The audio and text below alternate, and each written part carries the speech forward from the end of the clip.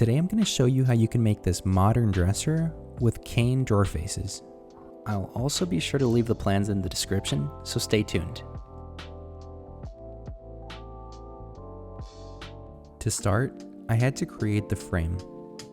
I had the people at Home Depot rip a full sheet of plywood into 18-inch wide boards. And the remaining board was only 12 inches wide. Now, on the 18-inch board, I marked a cut line at about 47 inches, and this was going to make the top and bottom of the frame. I took this cut in light passes to try and avoid some of the tear out. The board was a little too wide for my miter saw, so I simply turned it around and continued the cut. If you are getting a little bit of that tear out, you can put painter's tape on the board, and that tends to help get a clean cut.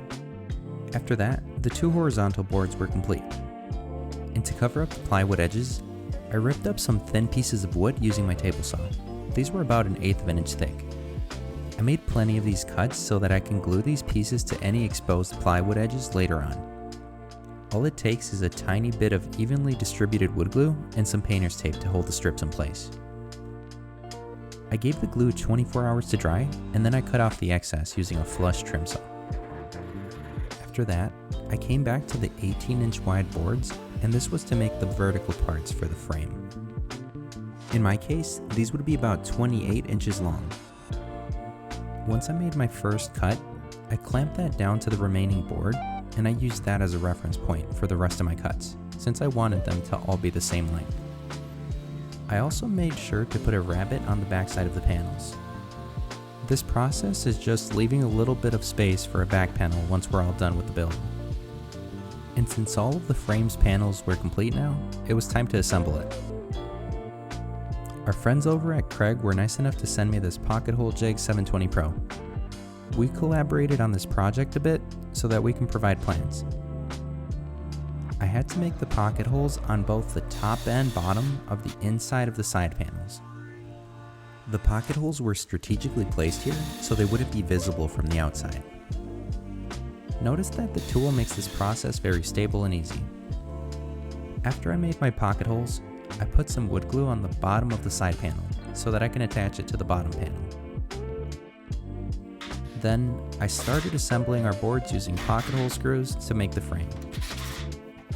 Once that was done, I repeated the same process for the bottom board and made sure everything was secure.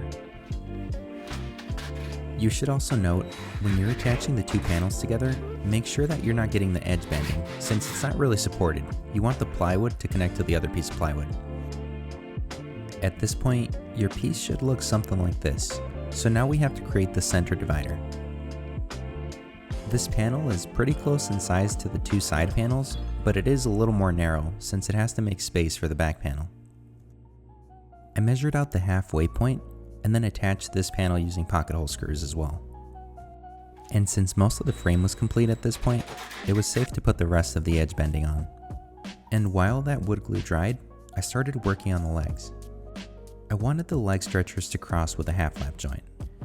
To accommodate the size of the dresser, that angle looked something like this. And to achieve that angle, I set my miter saw to 60 degrees. There's a little screw on my miter saw that limits the range of motion. You can essentially control the depth of the cut using this. On a scrap piece of wood, I started testing my cuts at 60 degrees. Notice that there's a limit on the depth of the cut. Using the same logic here, you're eventually going to want your two leg stretchers to interlock using that negative space that you cut out. After I got the hang of that, I marked out the center of each leg stretcher. Then I started making my cut once again at 60 degrees. Keep in mind the cut depth adjustment is only allowing me to remove half of the vertical material. And this is exactly what we want. I kept removing material on both sides of the original cut until that space became wide enough for my other board to fit into it.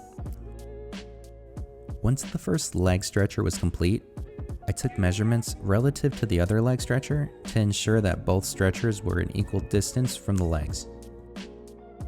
I marked where the two pieces would intersect, and then I made a half lap joint here too. I removed the excess material using a chisel, and then I tested the fitment one last time, just to make sure everything was right.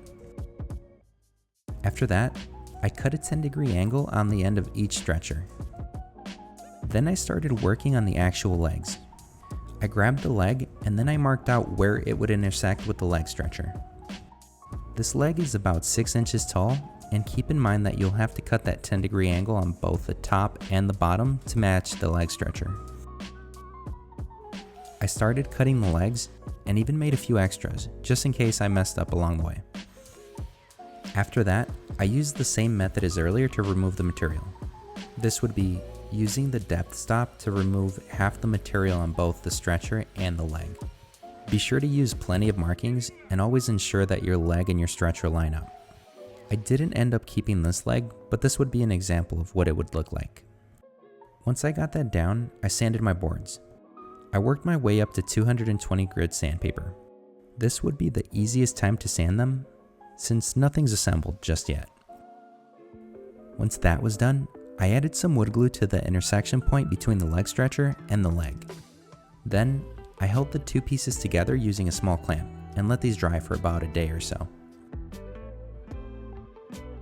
And the next day, I joined the two stretchers using wood glue in a similar fashion. I did this part last in case I needed to make any minor adjustments to the evenness of the legs. And this was a great time to work on the drawer slides. They can be a little tricky, so let me give you a visual. Let's suppose the inside of the frame is 30 inches tall. Evenly spaced, that means each drawer is about 10 inches tall.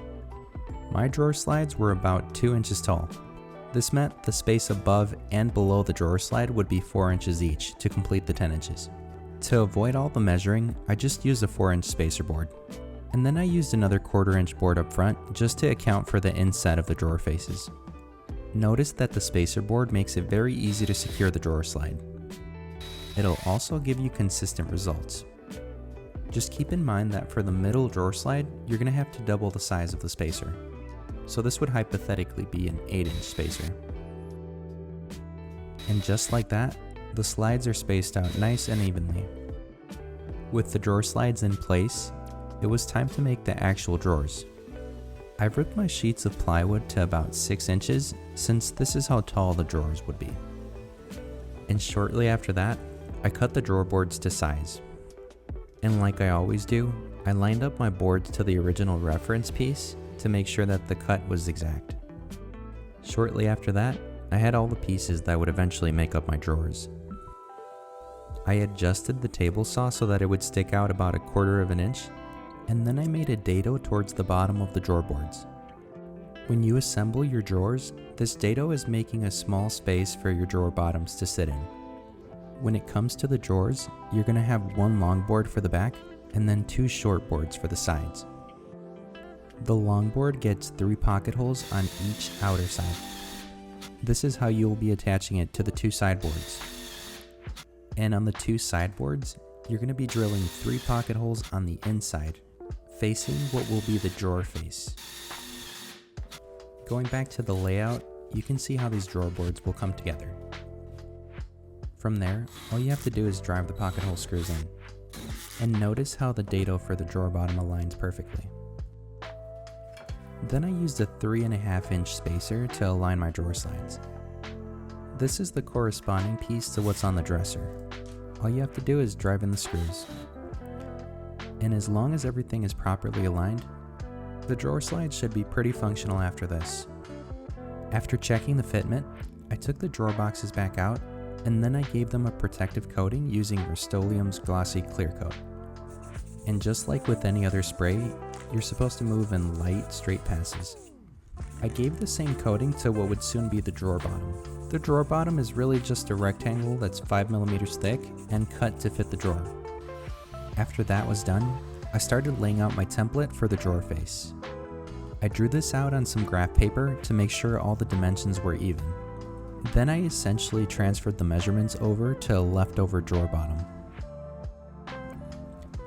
Then I cross-referenced those dimensions in relation to the top of the drawer face. I didn't have too many spare boards, so I couldn't really afford any mistakes. And for that same reason, I drew as many reference lines as possible. I marked where the little notch needed to be. Then I drilled out a perfect circle using a spade bit.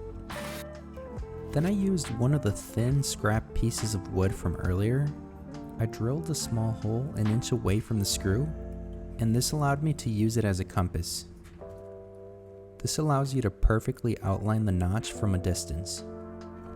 I started removing all the excess material, and that left me with my template. With the perfect template made, I was able to use a flush trim bit on the router to remove any of the excess material from my actual boards. This router bit has a bearing that uses the template as a guide and then removes material from the board below it. It's important to take this in light passes since you shouldn't be trying to remove too much material at one time. After all these boards were complete, I still had to make a rabbet on the inside for the cane material to sit in. I set two of the handles about half an inch apart, then I clamped them down and used the flush trim bit one more time to create that rabbet. At this point, I had the drawer handles and a lot of other small boards that would compose the stiles to the drawer face. The stiles are just the vertical pieces that make up that face. As you can see, the stiles each have 2 pocket holes in each direction.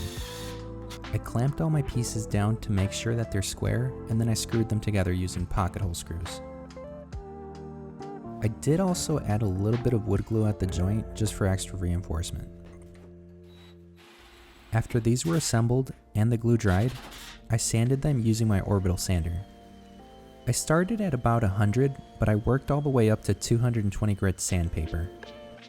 After they were nice and smooth, I also clear coated them using Varathane's water-based polyurethane. I'll be sure to link that and some of the other products used in the description, but I really like this one because it keeps the natural color of the wood, as you can see. I actually ended up sanding most of my pieces before everything was assembled, and this is because everything is much more accessible at that point. And the same logic applies to the clear coat. Imagine trying to do all this while it's under the dresser. After all the clear coats were dry, I could finally get back to the drawer faces. I cut the cane material to the approximate size of the drawer face. And if you remember from earlier, there's a rabbet on the entire inside of the drawer face. This means you can fine-tune the size of the cane material and then hot glue it in place.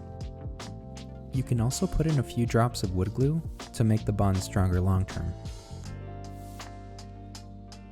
Attaching the leg stretchers to the base was pretty easy. I just had to drill a small hole into the surface for the pocket hole screw to sit in. Then I made a pilot hole to avoid damaging the wood. Then I drilled in 2.5 inch pocket hole screws. And since this stretcher board is about 2 inches wide, the remaining ½ inch or so grabs onto the base. Last but not least, I had to attach my drawer faces. And to make sure I had even spacing, I used the card trick. And the trick here is, the cards are thin enough as to where you can make small adjustments to each side before actually securing the face. And once everything's aligned perfectly, you can start driving the pocket hole screws towards the drawer face. The drawer boxes had to be modeled this way because part of the appeal is being able to see inside the drawer from the outside. Once you're done adding the drawer faces, you're pretty much done.